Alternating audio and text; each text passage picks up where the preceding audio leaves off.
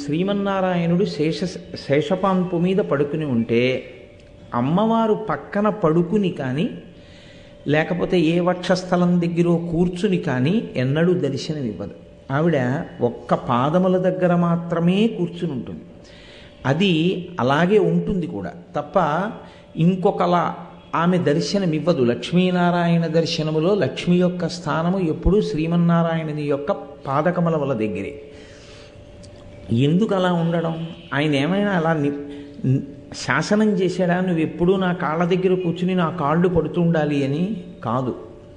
అది నవవిధ భక్తులలో ఒక భక్తి స్వరూపం అది. అందుకే శ్రవణం, కీర్తనం, విష్ణోః స్మరణం, పాదసేవనం, అర్చనం, వందనం, దాస్యం, సఖ్యం, ఆత్మనివేదనం అని 9 రకాల భక్తులు భాగవతంలో ప్రహ్లాదుడు వివరణ చేస్తాడు.